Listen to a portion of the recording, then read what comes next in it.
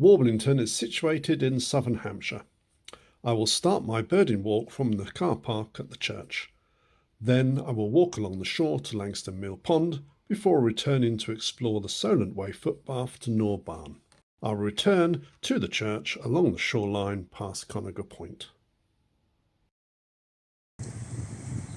The church car park adjoins the entrance to Castle Farm, which has a wonderful reputation for its fresh creamy milk that is still delivered to doorsteps via an old-fashioned yellow milk float. My first bird of the day can be heard calling the familiar pink note of a chaffinch. In a secluded corner there is a dunnock with his mate nearby singing away.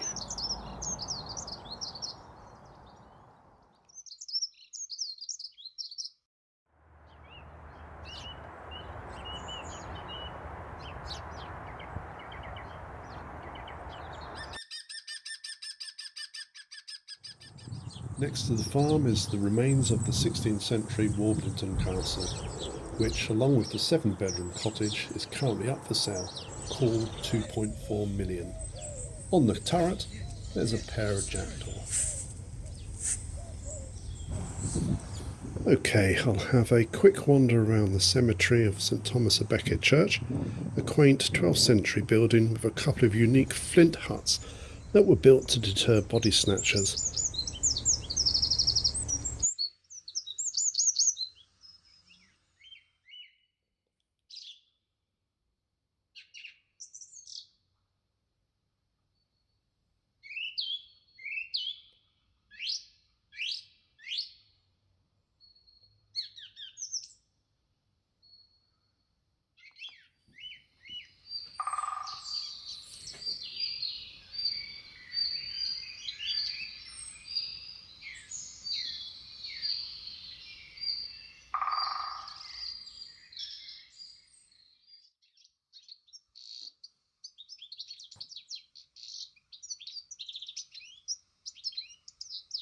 As normal, there was nothing unusual in the cemeteries.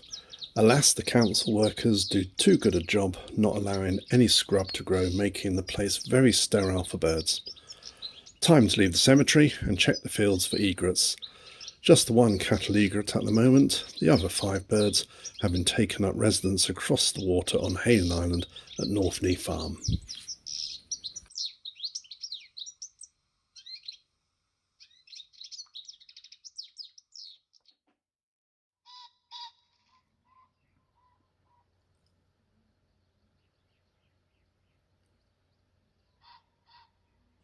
Despite a couple of weeks of dry weather, the path is still very muddy.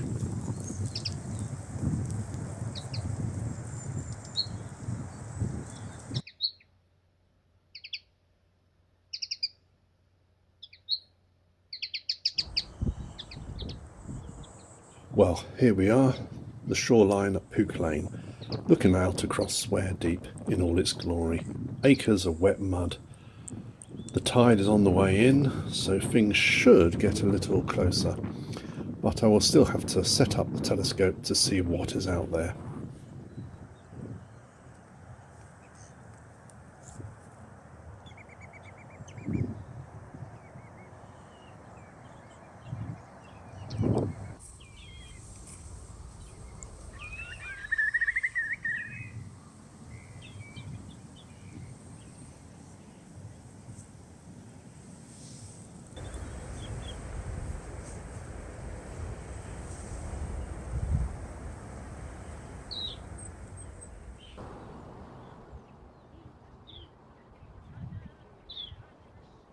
As the tide slowly moves in, shelduck are dabbling along the water's edge, along with a few teal, but I will add them to the list later. There is also a distant group of waders consisting of 6-knot and 21 bar-tail godwits. There have been no large numbers of either species this winter. With a little bit of patience, I have managed to locate the overwintering Curlew Sandpiper. It has been 3 winters since I had an overwintering bird here. Note a brief view of the white rump as the bird spins round.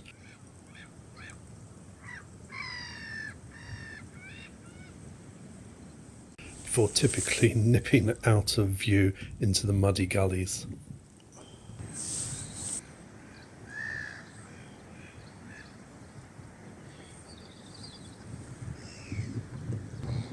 Halfway along the shoreline, at the end of the Poop Lane track, lies the remains of Oyster Key. In its medieval glory days, it would have been a large wooden structure measuring 60 feet by 100 feet.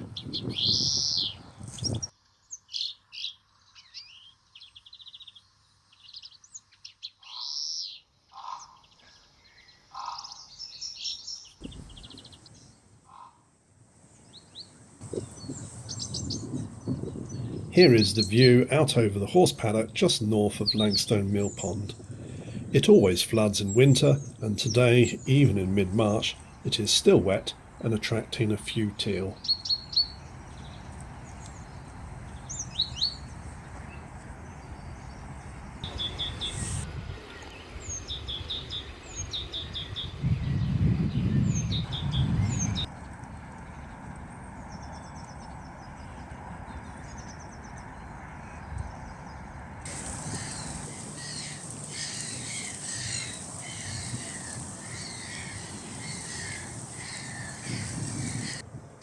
Here we are at Langston Millpond. It is too early for nesting little egrets, but there are already 9 pairs of grey herons present.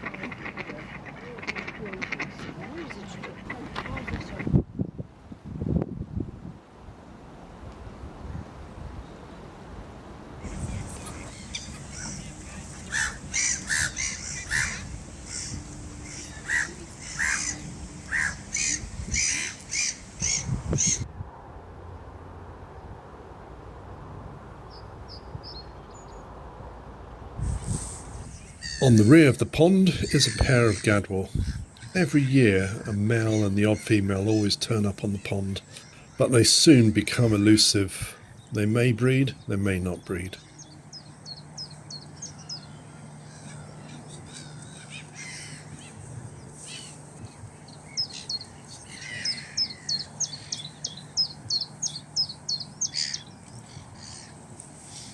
Also on the rear of the pond is a pair of shoveler.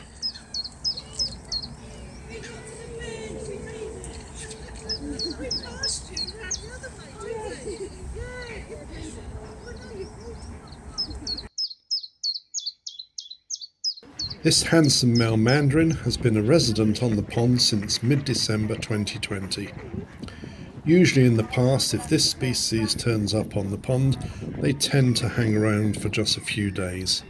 And with this bird displaying, he doesn't look like leaving soon. Tame rats, one of the unusual consequences of the COVID pandemic.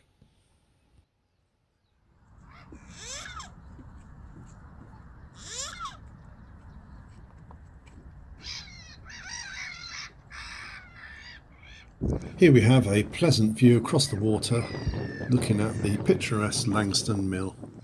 It was made up of 3 distinct parts: the mill itself, built across a creek, the mill store, and the oldest part, the windmill, which was built in roughly 1720.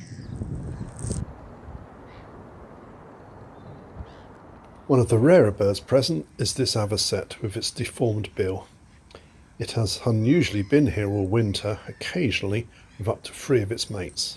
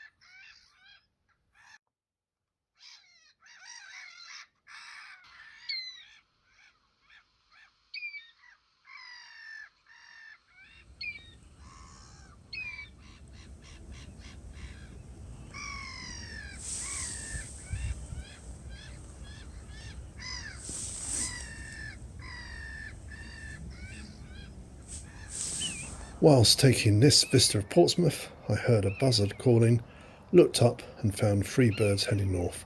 In with them was a smart-looking red kite.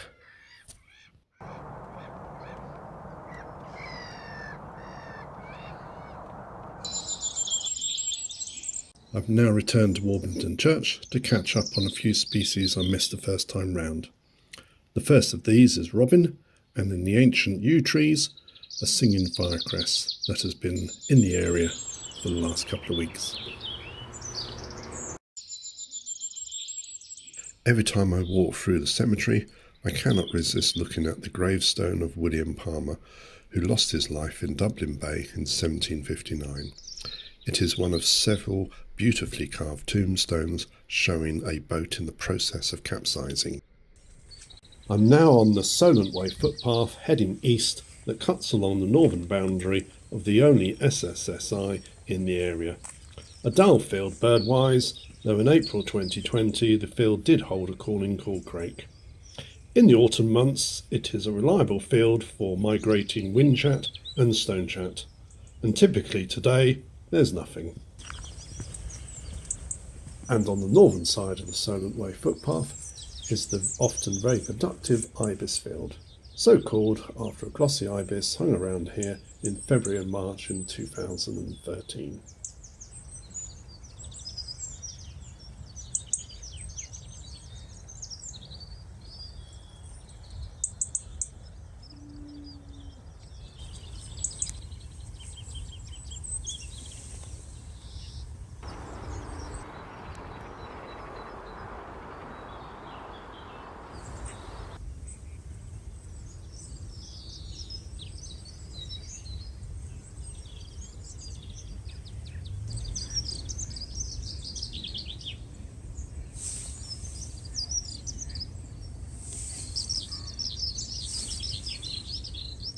The footpath opens up to the wide open vista of farmland, home of several pairs of skylarks. Alas, this species avoided my cameras.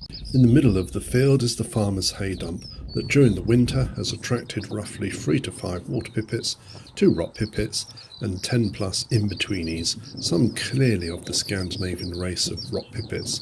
They are a minefield as far as identification goes. Here is a montage of some of them.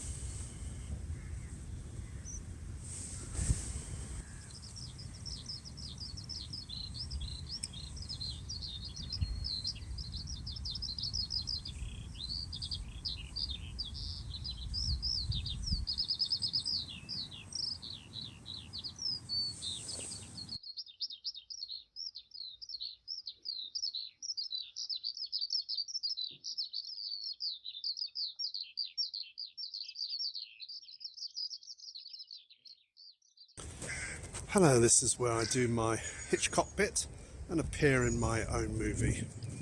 I'm in Nore Barn Wood, and behind me I can hear long-tailed tits. Also over there I can hear chiff-chaff calling, and if we can get them on film, which I doubt it, we'll head back along the path and go and see if we can see the spotted redshank.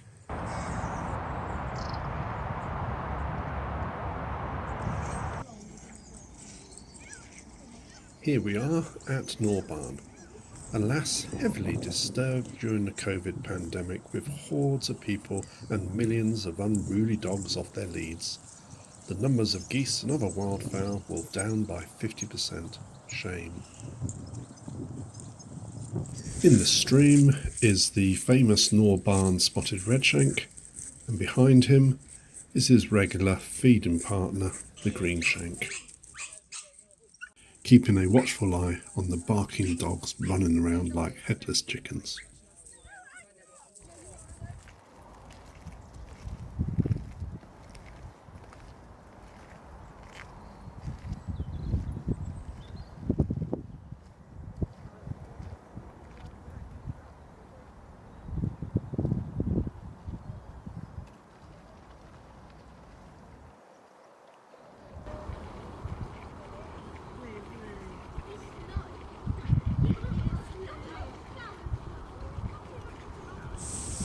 One of the highlights this winter at Nore Barn has been this Black Brant. Due to excessive disturbance, it could be quite elusive.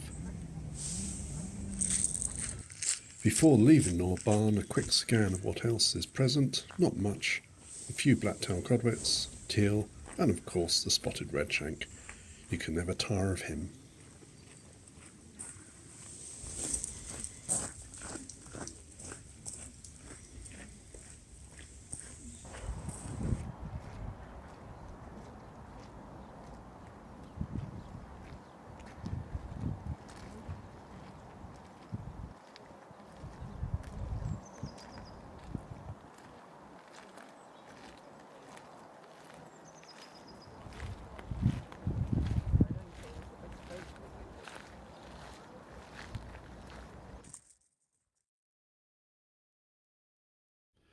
Now for the return walk along the shoreline around Conager Point.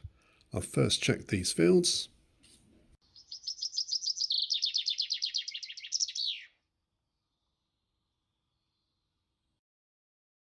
There appears to be nothing here, though in the corner there's a fox basking in the sun.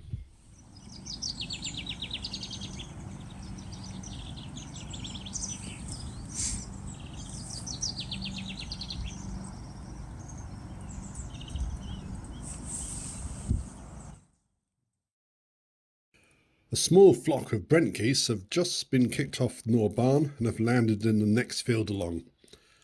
I can just see them over the ridge.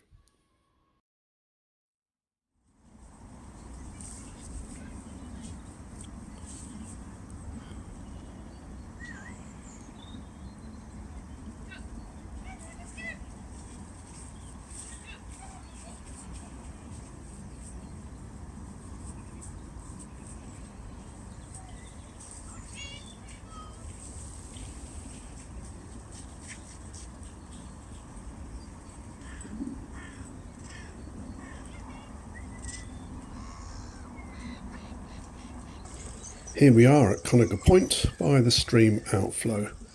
The tide is nearly in, so I will be concentrating on the birds out in the channel.